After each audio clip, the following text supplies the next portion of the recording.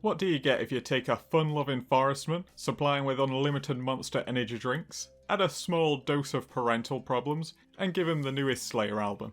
A Dark Forestman. The age of pyjama onesies is over. The time of sleeveless shirts to show off our sick gains has begun. These edgy MCR fans first broke into the scene in 1996, and then left the same year. Yeah, unfortunately they had a very short history, as only 3 sets were ever released. It was intended to be a revival of the now beloved Forestmen lineup, but LEGO dropped the ball so hard that they were never even shown in European ads despite being available in some stores. So today we're going to give the Dark Forestman set some much deserved love and take a look at these absolute bangers.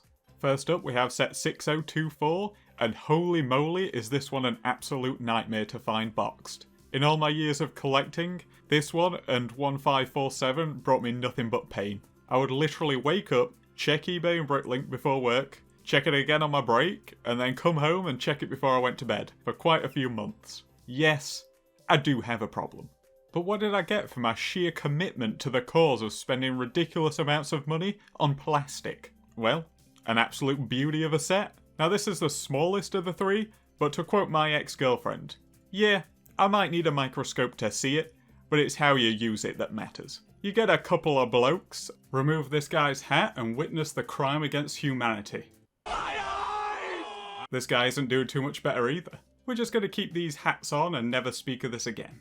You get a nice little structure that from the front looks like a small rock formation with a bit of shrubs or a tree grown out of it. On the other side though, it's an all-out war. You have a nice little catapult. Hi, I'm Robrick and welcome to Jackass.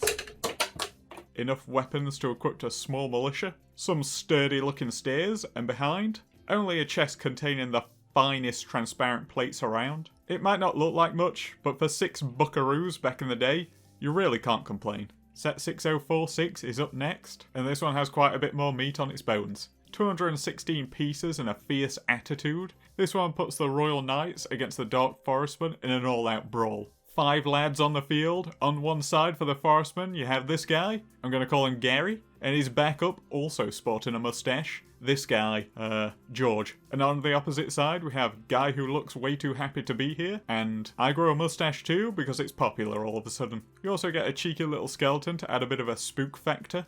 But let's talk about the multi-tiered structure. On the ground level we have a catapult that features a shield with the Forestman crest, a drinking well to keep yourself hydrated after making this poor boy an orphan. The bottom tier of the building opens up at the side to reveal my embarrassing League of Legends match history. On the second level we have a skeleton hiding behind a second set of ladders, and one thing I found really strange is these 2 torches don't use the transparent orange fire, but instead still use the yellow transparent cones. Finally at the very top we have yet another catapult and 2 blue flags. Like the previous set we also get a cart filled with gems for the Forestmen to steal. The set everyone thinks of though when it comes to the Dark Forestmen is this one. Set 6079. This big set pits the Dragon Knights against the Dark Forestmen. You get 6 fellas, 4 of them being the Forestmen and 2 of them representing the Dragon Knights. This set features probably the best made cart I've ever seen so far.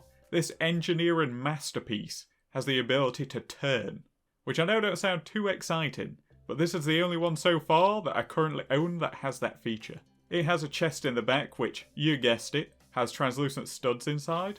The top opens up to reveal a neat little treasure map and 2 goblets, and on the outside we have some weapon storage. Onto the main build we have yet another catapult. This one is a low tier bottom of the barrel one though, as it doesn't even function. The tallest structure features a nice little jail for the skeleton to live in. It also has a small inner section behind this set of ladders. On the outside it has a bridge that's connected by a winch up here, and the main building has a bit of interior. They're very minimalist it seems though. But let's get on to the meat and potatoes of this set. You may have noticed this unique base plate and all the structures are perfectly placed around this corner.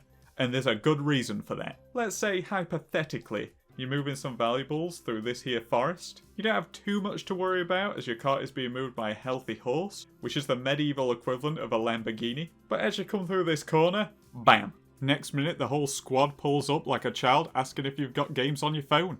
The structure is held up by a relatively well hidden bar that slots into this hold one by one. I know I say this about a lot of LEGO sets, but atmospheric wise, this one is absolutely stunning. It's exactly what you would expect from a band of mercenaries that live in the forest wanting to steal gold. A fortress built into the trees, a clever booby trap to block the path, A dungeon to hide your war crimes?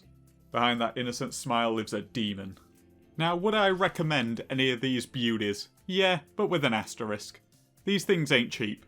If you're wanting all three, it's really going to cost you. But to be honest, and I know it might be a little controversial, but I think the Dark Forestmen have a better lineup than the originals. Just something about the darker colours and how aggressive the sets feel makes it seem oddly realistic. I get the vibe that these guys ain't messing around, they mean business. While the original lineup gives off more of a fun-loving tee-hee, I'm gonna rob you kind of vibe. Or maybe it's just the mustaches. Thanks for watching, guys. If you enjoyed the video, then don't forget to like and subscribe.